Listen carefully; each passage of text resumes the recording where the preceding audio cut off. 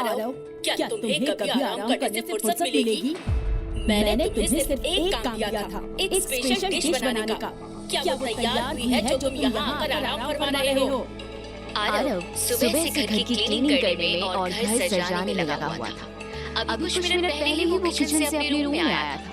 आरव ने एक गहरी सांस ली और वो थके हुए चेहरे के साथ अपने रूम के डोर पर आ गया। बहुत सारा काम हो गया है। मैंने घर क्लीन कर दिया है, डेकोरेट करवा दिया और आपकी बताई हुई स्पेशल डिश भी बना दी। ठीक है, अब ज्यादा जबान मत लड़ाओ। जाके कुछ अच्छे कपड़े पहन के ढंग से रेडी हो जाओ और खाना सर्व करने तुम ही आना। आरव ने सहमति जताते हुए सिर हिला दिया। बीना जी जाने को मुड़ी, लेकिन फिर पीछे पलट कर बोली, और हाँ, गेस्ट के सामने ज्यादा घूमना मत, वरना तुम्हें इंट्रोड्यूस कराना पड़ेगा। और तुम तो अपना इंट्रोडक्शन अच्छे से जानते हो कि तुम घर के जमाई हो, लेकिन इस लायक नहीं हो कि तुम्हें किसी से मिलवाया जा सके। आरव को बुरा लग रहा था, पर वो कुछ नहीं कर सकता था। अब फिर से लेट मत जाना। डाइनिंग टेबल पर प्लेट्स और जरूरी चीजें रख दो। और हाँ, आज मैं तुम्हारी कोई गलती बर्दाश्त नहीं करूंगी। हमारी बेटी के रिश्ते की बात चल रही है और वो लड़का बहुत वेल सेटल्ड है। आरव सुबह से काम करते करते बहुत थक गया था। आज बीना जी की छोटी बेटी शनाया का बॉयफ्रेंड और उसकी माँ चंद्रा हाउस लंच के लिए आ रहे थे।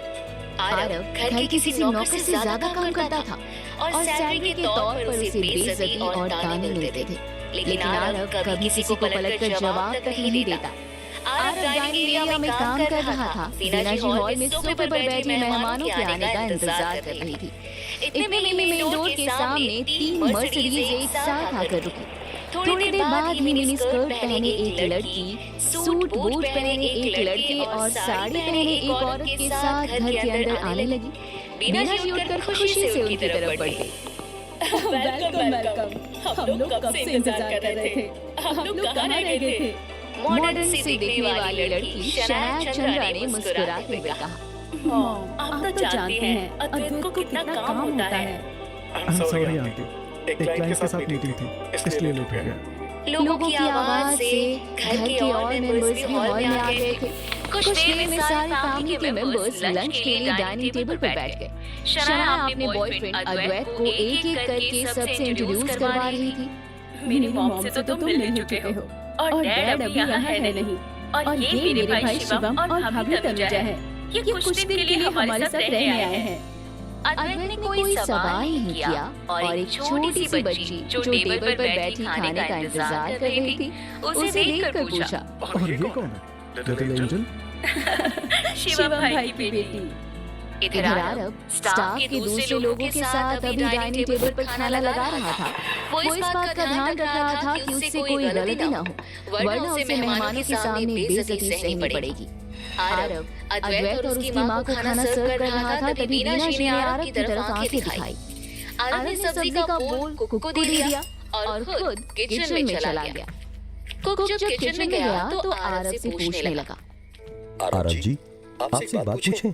आरव ने मसाले के डिब्बे ड्रॉअर में रखते हुए कहा, हाँ पूछो, क्या हुआ? आपने भी मेहमानों को खुद सब्जी सर्व क्यों नहीं की? आरव कुछ देर शांत रहा, फिर बोला, एक्चुअली सासू माँ के एक्सप्रेशन देखकर मुझे समझ आ गया कि वहाँ मेरी कोई जरूरत नहीं है। आरव जी, हम पिछले 3 सालों से देख रहे हैं, ये लोग आपके साथ कितना बुरा व्यवहार कर रहे हैं। आपसे पूरा दिन काम कराते हैं, लेकिन इज्जत देना तो दूर, ये लोग आपसे सीधे मुंह बात नहीं करते। आरव ने ड्रॉअर बंद किया। मेरे लिए ये सब बातें इतनी मायने नहीं रखती। आरव शांत होकर बाहर की एक्टिविटी देख रहा था। किचन के कोने में खड़ा आरव उदास था। इतने में बाहर से एक लड़की मॉडर्न तरीके से साड़ी पहने मुस्कुराती हुई घर के अंदर एंट्री हुई। उसको देखते ही आरव के चेहरे पर एक बड़ी सी स्माइल आ गई। हेलो गाइस, आई होप मैं ज्यादा लेट नहीं हुई हूँ।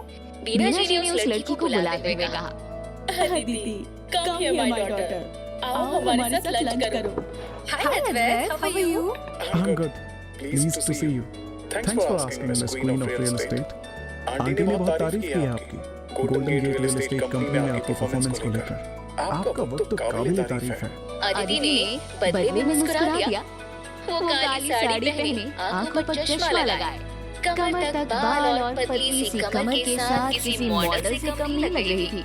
अदिति की नजर जैसे ही किचन की तरफ गई, उसने आरव को देखा। आरव का फेस सैड देखकर वो उसे बुलाते हुए बोली, आरव, तुम किचन में क्यों खड़े हो? यहाँ आओ। ये सुनते ही शनाया और बीना जी ने एक दूसरे को देखा और मुंह बना लिया। अदिति का आरव को बुलाना उन दोनों को बिल्कुल अच्छा नहीं लगा। वो किसी भी गेस्ट के सामने आरव को इंट्रोड्यूस करने से बचते थे। अदिति के बुलाने पर आरव घबराते हुए सिर झुकाए धीमे कदमों से चलकर वहां आ गया। उसे देखते ही अद्वैत गौर से उसे ऊपर से नीचे तक देखने लगा। ये तो He is my husband. अद्वैत की मॉम ने शनाया की तरफ देखकर कहा, शनाया, आपने मुझे इनसे इंट्रोड्यूस नहीं कराया। He seems quite innocent. Aunty ये इनोसेंस का फायदा उठाकर काम चोरी करते हैं और यहाँ हमारी फैमिली में रहकर मुफ्त का खा रहे हैं। नाम तो इनका अंबानी है, पर है ये भिखारी। अद्वैत एक टक आरव को देखकर बोला, आई थिंक मैंने आपको कहीं देखा। आप किस सेक्टर में काम करते हैं? आरव कुछ बोलता उससे पहले ही बीना जी जवाब देती हुई बोली, बेटा, he is jobless खर्चमाई। अदिति अपनी माँ की बात को काटते हुए बोली, अद्वैत, आरव को कुकिंग का शौक है। ये मशरूम डिश इसने खुद बनाई है। शनाया प्लेट में लगी डिश को देखकर चिड़चिड़ाहट के साथ बोली, आई होप आज खाना अच्छा बना हो, वरना ये हमेशा घटिया खाना बनाते हैं।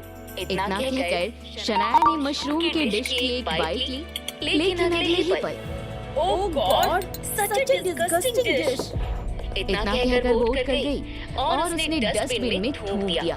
आरव को पता था कि मशरूम की डिश अच्छी बनी थी, पर वो कुछ कह नहीं सकता था। उसे बुरा लग रहा था। शनाया की बात सुनकर अदिति ने जल्दी से डिश टेस्ट किया। शनाया, ये डिश तो अच्छी है। अद्वैत, तुम शनाया की बातों पर मत आना, तो ऐसे ही बोलती रहती हो। तुम टेस्ट करो ना। आंटी, आप भी ट्राई कीजिए ना प्लीज। अद्वैत और उसकी मॉम ने एक साथ टेस्ट किया। अद्वैत की मॉम खुश होकर बोलती है, टेस्ट इतना भी बुरा नहीं है बेटा, इट इज गुड। मैंने काफी टाइम बाद ऐसा यूनिक टेस्ट ट्राई किया है। अदिति दीदी, आपको पता है अद्वैत की 2 5-स्टार होटल्स हैं। अद्वैत इतनी कम उम्र में कितना सक्सेसफुल है और एक तरफ हमारी जीजू हैं जिन्हें मुफ्त की रोटियां तोड़ने के बाद भी सांस नहीं आती। शनाया अद्वैत के सामने आरव की इंसल्ट करती जा रही थी। तभी अद्वैत की मॉम ने शनाया की ओर देखा। उन्हें ये सब अच्छा नहीं लग रहा था। उन्होंने आंखों से ही शनाया को चुप रहने का इशारा किया तो वो चुप हो गई। अद्वैत, हमारे होटल में मेन शेफ के साथ की वैकेंसी है ना अभी, तुम आरव को क्यों नहीं देखते? आई थिंक ये बेस्ट होंगे उस रोल के लिए। Good idea mom. I think इससे अच्छी बात और क्या होगी कि आरव हमारे होटल के मेन कुक के साथ काम करे। क्यों आरव? आरव ने अदिति की तरफ देखा। अदिति ने इशारे से ही उसे मना किया। आरव अद्वैत की तरफ मुड़ा। Thanks, but I can't accept this offer. ये बात सुनकर बीना जी ने आरव की ओर आंखें दिखाई। ये पिछले 3 सालों से जॉबलेस है, पर इसे शर्म नहीं कि कोई जॉब ढूंढे। Are you mad? तुम्हारी हैसियत भी है ना कहने की?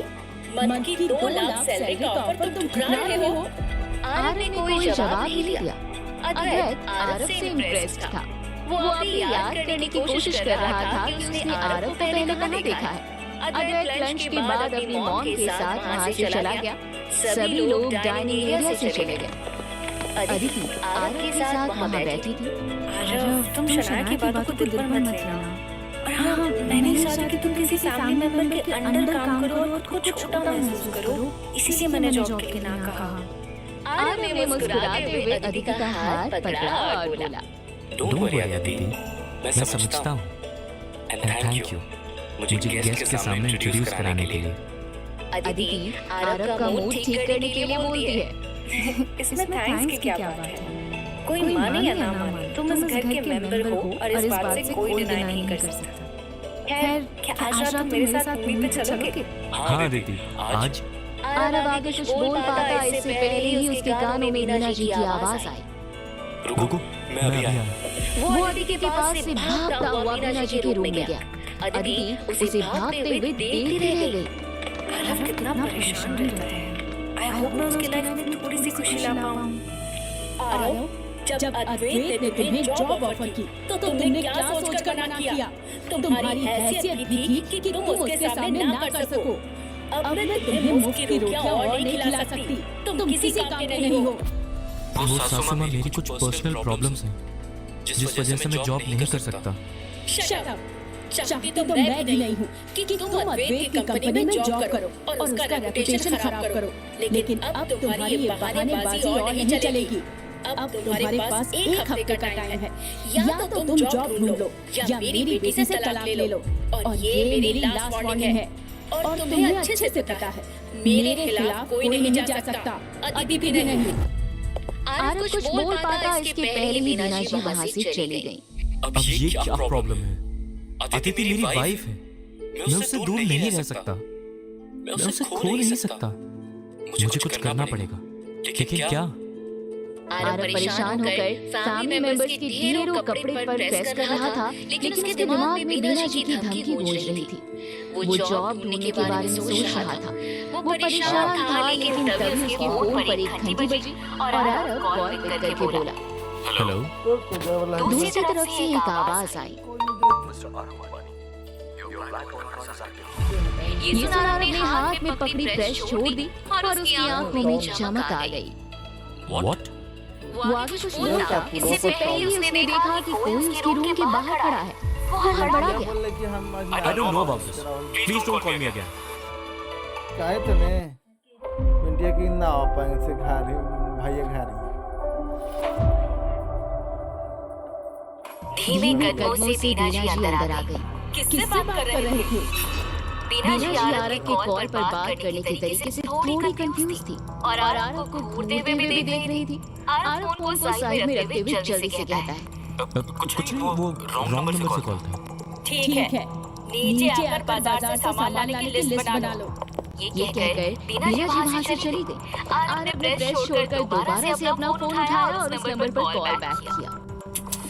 यार, what the hell? अब इसका कॉल क्यों नहीं लग रहा? ये नंबर तो कनेक्ट ही नहीं हो रहा। मुझे धरा से बात करनी होगी। आरव ने अपने फोन में एक नंबर डायल किया जो उसके फोन में ऑलरेडी पर्सनल असिस्टेंट के नाम से सेव था। कॉल कनेक्ट होते ही वो हड़बड़ाते हुए बोला, हेलो धरा, मैं तुमसे मिलना चाहता हूँ। दूसरी तरफ से धरा ने कॉल पिक किया। वो आरव के कॉल करने से सरप्राइज थी। आज आरव ने उसे 3 साल बाद कॉल किया था। श्योर सर, कहाँ मिलना है? वो मुझे ब्लैक रॉयल कार्ड एक्टिवेशन के बारे में पूछना है। श्योर सर, मुझे पता चल गया कि क्या करना है। Great. I'll send you the meeting address. Aarav ने कॉल कट कर दिया और धरा को एड्रेस टेक्स्ट करके दोबारा से जल्दी कपड़ों में प्रेस करने लगा। इस कॉल से आरव बिल्कुल शॉक हो गया था। पिछले 3 सालों से जिस कॉल का आरव इंतजार कर रहा था, वो आज इस तरह उसके पास आया था। अब इसमें कितनी सच्चाई थी, ये बात वो जल्द से जल्द पता लगाना चाहता था। आरव अपने रूम में गया और अपने पुराने कपड़ों में कुछ ढूंढने लगा। अब ये वॉलेट क्यों नहीं मिल रहा? यही तो रखा था मैंने। यार 3 साल से यही रखा था, पर अब जब जरूरत है तब नहीं मिल रहा। तभी उसे कपड़ों के बीच में से एक ग्रे कलर का वॉलेट मिला, जिसमें कुछ बैंक कार्ड और चिट पेपर्स थे। आरव उन सब को उलट-पुलट कर देखा और उसे अपनी पॉकेट में रखकर रूम से बाहर निकला। वो जैसे ही हॉल में आया, उसके कानों में मीना जी की आवाज सुनाई दी। I'm proud of you बेटा। तूने अदिति की तरह एक गुड फॉर नथिंग लड़के से शादी करने की बजाय एक अमीर आदमी को चुना है। ये सुनते ही आरव के चेहरे की एक्साइटमेंट कम हो गई। उसे हर दिन हर पल ये एहसास कराया जाता था कि वो किसी काम का नहीं है। मीना जी ने जैसे ही आरव को देखा, वो बोल पड़ी, तुम इतनी जल्दबाजी में कहाँ जा रहे हो? वेजिटेबल्स एंड ग्रोसरी लाने तो शाम को जाते हो, फिर कहाँ? मॉम, अब इसे फ्री के पैसे पर घूमने फिरने के भी शौक होने लगे हैं। आरव से झुकाए खड़ा था। वो सोच रहा था इन दोनों को क्या जवाब दे, क्योंकि पिछले 3 सालों में आज तक वो मीना जी के परमिशन के बिना घर के बाहर पांव तक नहीं रख पाया था। सासू माँ, मैंने मार्केट से वेजिटेबल्स लाने की लिस्ट बना ली है और मुझे आज ही पता चला है कि दिन में मार्केट जाने से आधे दाम पर सब्जियां मिल जाती हैं। तो मैं बस वहीं जा रहा हूँ। आधे रेट में सब्जियां मिल जाएंगी, ये सोचते ही मीना जी की आंखों में चमक आ गई। लेकिन तभी शनाया बोल पड़ी, लेकिन मुझे तुम्हारे हाथ में कोई बैग तो नहीं दिख रहा। सब्जी किसमें लाओगे? कॉमन सेंस भी नहीं है तुम्हें कमाल। ये कहते हुए शनाया वहाँ से उठकर चली गई। तभी आरव को घर के सर्वेंट ने एक झोला लाकर दे दिया। आरव के चेहरे पर मुस्कुराहट आ गई। तुम पैसे उड़ाना मत लगना। आरव ने हामी में सिर हिलाया और वहां से निकल गया। आरव ने अपनी हीरो होंडा की बाइक स्टार्ट की। ये सेकंड हैंड बाइक अदिति ने लास्ट ईयर उसके बर्थडे पर दिया था। अपनी बाइक स्टार्ट करते हुए आरव उस कॉल के बारे में सोचकर बड़बड़ाने लगा। मैं सोच रहा हूँ, बस पूरा सोच रहा हूँ। आरव शहर की सबसे आलीशान मॉल सिटी मॉल में पहुंच गया, जहां पर मोस्टली हाई प्रोफाइल लोग भी जाते थे। आरव पिछले 3 सालों से दुनिया की नजर से बचकर चंद्रा फैमिली का घर जमाई बना हुआ था। पिछले 3 सालों में अब तक वो एक भी बार अकेले इस मॉल में नहीं आया था। वो मॉल के अंदर पहुंच गया और एक ज्वेलरी शॉप के बाहर आकर उसने चारों तरफ अपनी नजरें घुमाई। ज्वेलरी शॉप में दिन में भीड़ कम होती थी। ये सोचकर आरव ने धरा से मिलने के लिए ये जगह चुनी थी ताकि कोई उसे देख न ले। आरव चारों तरफ देखते हुए बोला, यार धरा कहाँ रह गई? आरव ने अपनी पॉकेट से फोन निकालकर धरा को कॉल किया। आरव कुछ बोलता इसके पहले ही मॉल के बाहर अपनी लेटेस्ट मर्सिडीज कार से उतरते हुए धरा बोली, आरव ने कॉल कट कर दिया। कुछ देर में ही सामने से लाइट ब्लू कोट पैंट पहने हाथ में कुछ डॉक्यूमेंट्स लिए धरा आरव की तरफ आ रही थी। इधर धरा ने अपने चारों तरफ देखा, उसे आरव कहीं दिखाई नहीं दिया। उसने जैसे ही अपना फोन निकाला, किसी ने पीछे से उसके कंधे पर हाथ रखा। धरा पीछे मुड़ी, सामने खड़े शख्स को देखकर वो शॉक्ड हो गई। सर, आप इस हालत में? सर सामने खड़े थे, लेकिन मैं सर को पहचान ही नहीं पाई। सर ने क्या हुलिया बना कर रखा है? इनकी बॉडी भी पहले से इतनी वीक लग रही है। ऐसा सोचते हुए धरा ने आरव को ऊपर से नीचे तक देखा। आरव एक ब्लैक कलर का टी शर्ट पहने, नीचे एक नॉर्मल जीन्स पहने, पैर में स्लीपर पहने खड़ा था। उसके बाल उजड़े हुए थे। तुम ये सब छोड़ो, बताओ क्या इन्फॉर्मेशन है? धरा अभी भी आरव की हालत देखकर शॉक्ड थी। Sir, everything is good, and your black royal card is active now. क्या सच में मेरे कार्ड से रिस्ट्रिक्शन हट गई है? Yes, sir. Here's your card.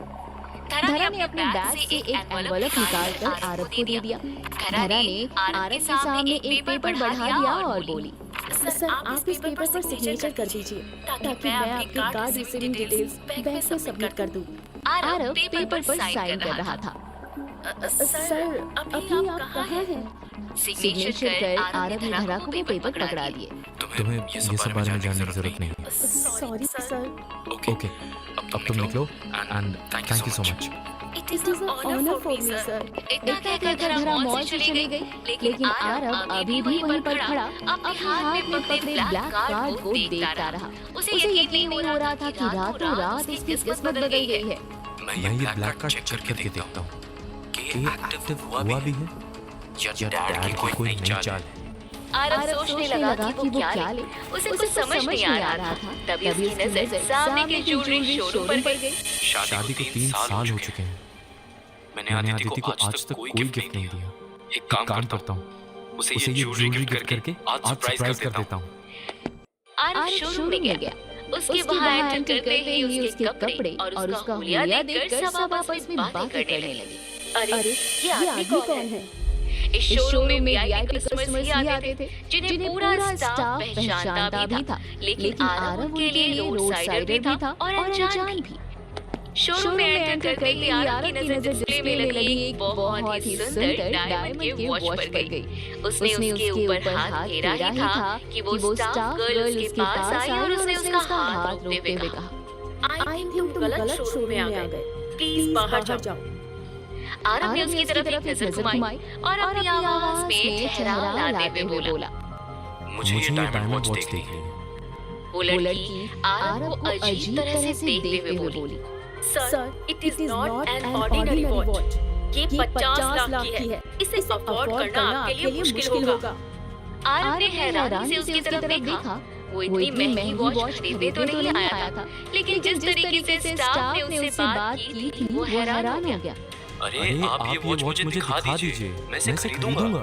वो लड़की आरव को इग्नोर करते हुए बोली, सर मैं ये वॉच ऐसे ही किसी को नहीं दिखा सकती, हमारी मैम गुस्सा करेंगी। आपको ये देखने में सुंदर लग रहा है तो डिस्प्ले में ही देख लीजिए।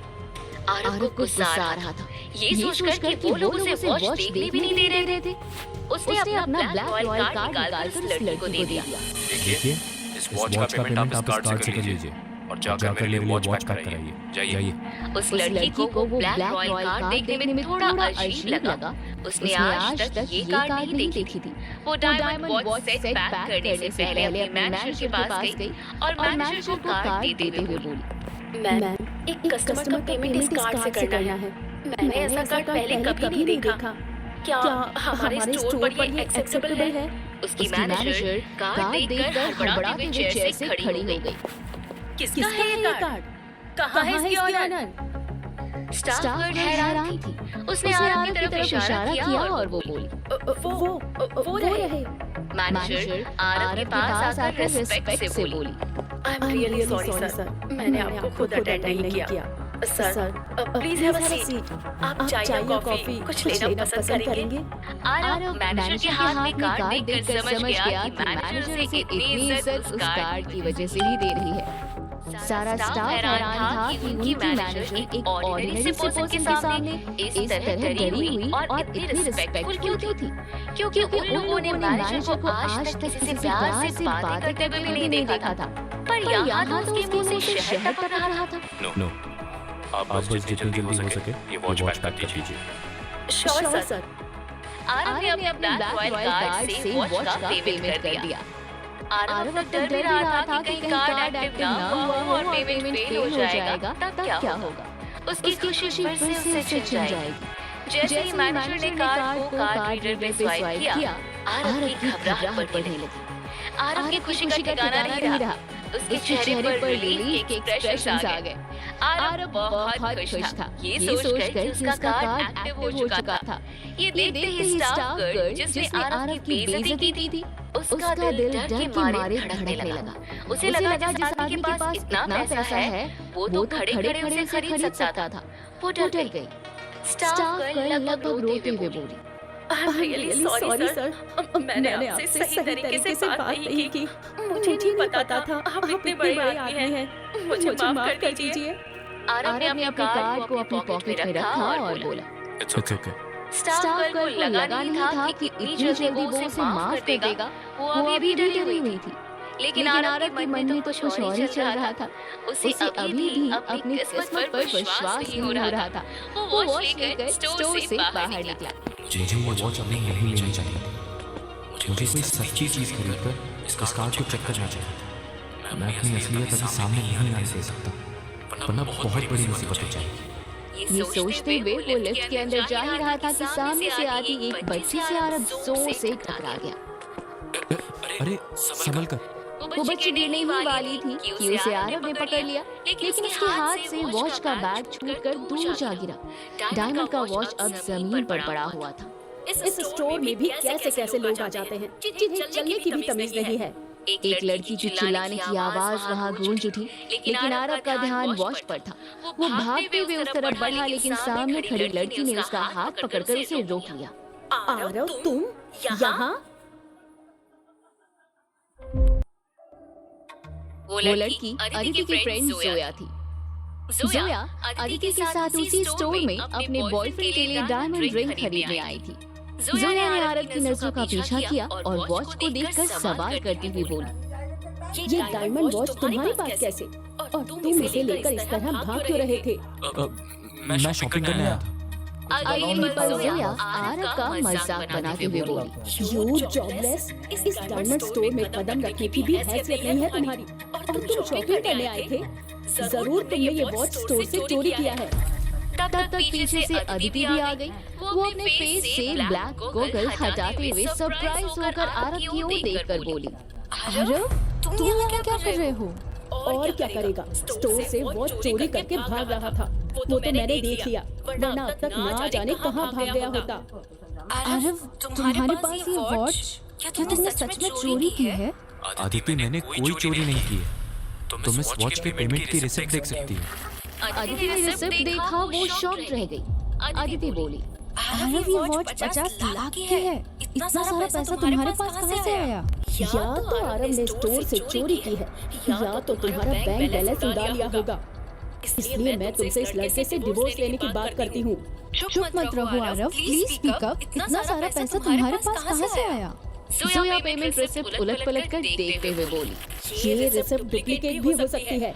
हमें स्टोर के अंदर जाकर कंफर्म करना होगा कहीं कोई चोरी तो नहीं हुई है, वरना इसका तो कुछ नहीं होगा, बस तेरी फैमिली का नाम खराब होगा।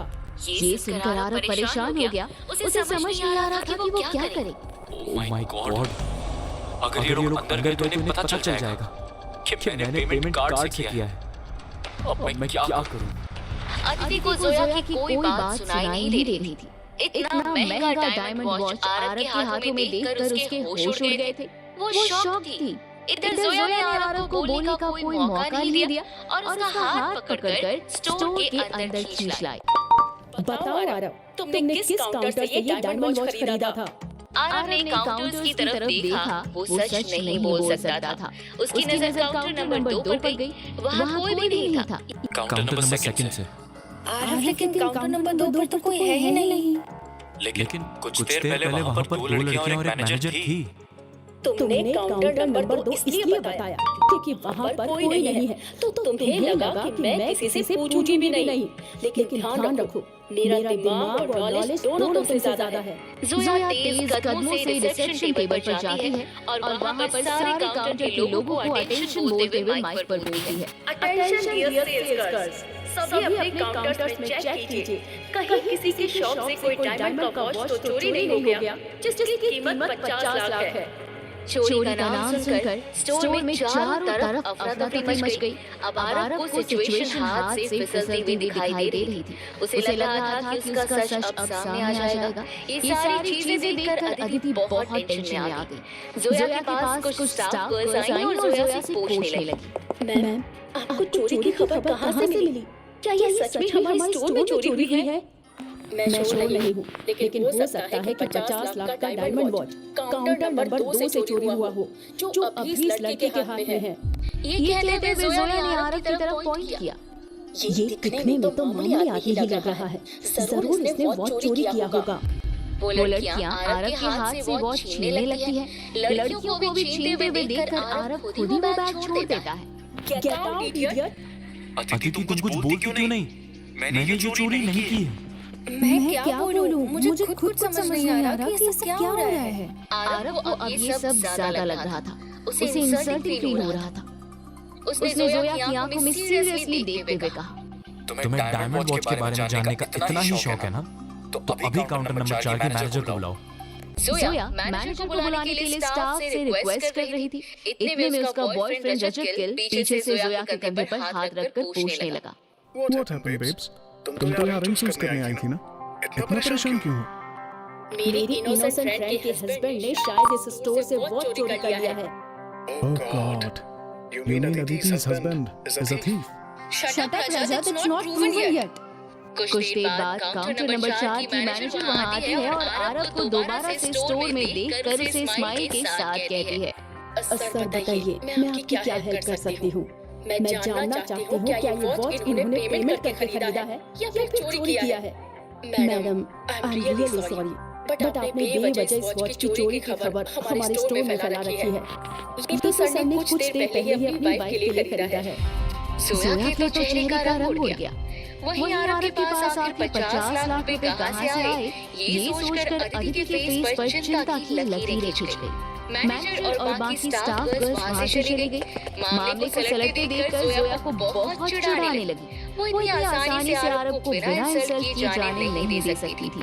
जोया ने अपने बॉयफ्रेंड का हाथ इतराते हुए पकड़ा और बोली, देख अदिति, रजत कितना वेल सेटल्ड है। क्या तुम्हें पता है कि रजत जिस कंपनी में जॉब कर रहा है वो एक मल्टीनेशनल कंपनी है।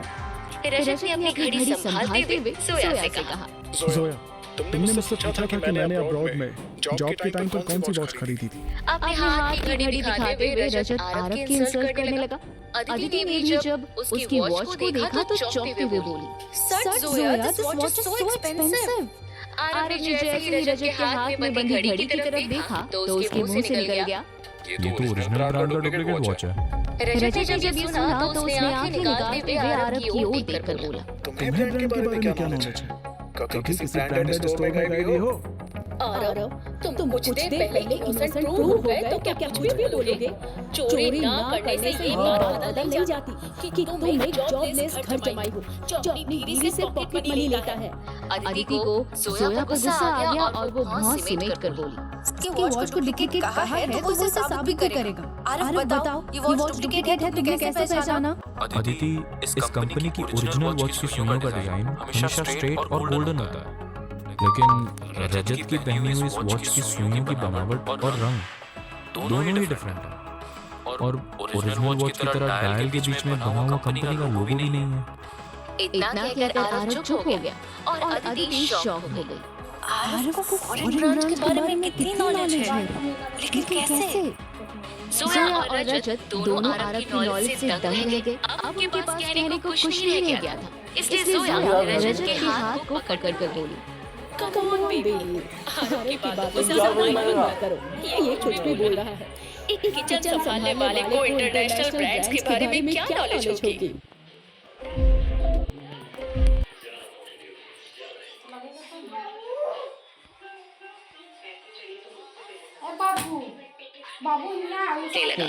What happened, babes? तुम तो यहाँ रही हो। कुछ देर पहले ही अपनी बाइक के लिए खरीदा है। सोया के तो चेहरे का रंग उड़ गया। घड़ी संभालते हुए सोया से कहा, जोया, तुमने मुझसे पूछा था कि मैंने अब्रॉड में जॉब के टाइम पर कौन सी वॉच खरीदी? ओरिजिनल वॉच की तरह डायल के बीच में बना हुआ कंपनी का लोगो भी नहीं है। रजत के साथ रिंग लेने डायमंड स्टोर चली गई। जोया के चले जाने के बाद आरव से पूछती है, आरव, तुम्हें ब्रांडेड वॉच के बारे में इतनी जानकारी कैसे है? जब मैं अपनी अंबानी फैमिली के साथ रहता था तो हमेशा इंटरनेशनल ब्रांड्स की वॉच और कपड़े पहनता था। आज मेरी किस्मत ने मुझे क्या बना दिया है। बताओ आरव, तुम्हें इंटरनेशनल ब्रांड्स के बारे में कैसे पता है? वो मैंने ब्रांड के बारे में शनाया और अद्वैत को बात करते हुए सुना था। आरव की बात सुनकर अदिति के चेहरे पर एक बड़ी सी स्माइल आ गई। उसे ये भी लगा कि आरव उसके फैमिली की हर बात कितने ध्यान से सुनता है। आरव, चलो घर के लिए निकलते हैं। आज और डिनर का प्लान तो वैसे मैंने बाहर तो बनाया था, लेकिन आज ऑलरेडी इतना कुछ हो चुका है तो हम बाहर फिर कभी चलेंगे, ओके? या श्योर। आरव बाइक के पास आ गया और अदिति को वॉच की वो बैग दिया। अदिति, ये वॉच अपने पास ही रखो। ये मैंने तुम्हें सरप्राइज करने के लिए खरीदी थी, पर तुम्हारी दोस्त ने सब बर्बाद कर दिया। वॉच को देखते ही अदिति ने आरव से सीरियस होकर पूछा, क्या तुम मुझे बता सकते हो कि इतना सारा पैसा तुम्हारे पास कहाँ से आया? अब वो मैं जब शाम को सब्जियां लेने जाता हूँ तो हर बार एक लॉटरी का टिकट ले लेता हूँ।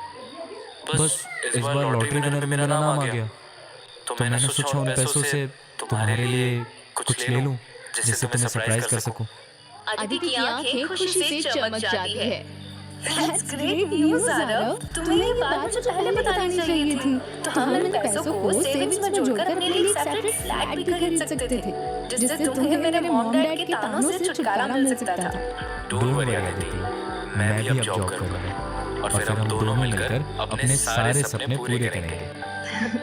यस हनी, पर क्या तुम सच में जॉब करना चाहते हो? क्या तुम्हारी बैक इंजरी अब ठीक है? मेरे साथ हुए उस हादसे की वजह से तुम्हारी लाइफ कितनी मुश्किल हो गई आरव, और अब मैं तुम्हारे लिए कुछ भी करूं वो सब कम है चुका सकती। आरव अदिति के हाथ पकड़कर बोला, तुम्हारा साथ मेरे लिए सबसे बड़ी ताकत है अदिति। मैं सब सह लूंगा अगर तुम साथ। बड़े प्यार से देखा। आरव पिछले 3 साल से अदिति के साथ था, जब से उसके डैड ने उसे घर से निकाला था तब से। 3 साल पहले रात 10 बजे एक रात अदिति ऑफिस से घर जा रही थी, तभी उसे कुछ शराबी बदमाशों ने घेर लिया था।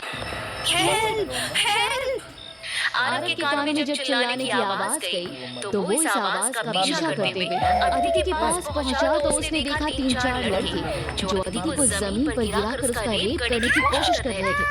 अदिति के कपड़े बुरी तरह से फटे थे। आरव ने उसे अपनी शर्ट उड़ाकर उन लड़कों से फाइट की। उनमें से एक शराबी ने आरव की पीठ में रॉड घुसेड़ दी थी, जिससे आरव की बैक साइड पूरी तरह से इंजर्ड हो गई थी। महीनों तक आरव हॉस्पिटलाइज्ड रहा और अदिति ने दिन रात उसका ख्याल रखा। उसी दौरान इन दोनों के बीच प्यार हो गया और घर वालों के खिलाफ जाकर अदिति ने आरव से शादी कर ली और अब दोनों साथ थे। अदिति और आरव मॉल से निकल गए। आरव ने अपनी बाइक स्टार्ट की और अदिति को पीछे बिठाकर घर की तरफ मुड़ गया। तभी वहां खड़ी एक फॉर्च्यूनर के अंदर बैठे आदमी ने अपनी खिड़की नीचे की और आरव को देखते हुए किसी को कॉल लगाकर बोला, मैम, आपने जिस आदमी का फोटो भेजा था, कहीं ना कहीं उसकी शक्ल से मिलता हुआ आदमी मनाली से सिटी मॉल से अभी जस्ट बाहर निकला है।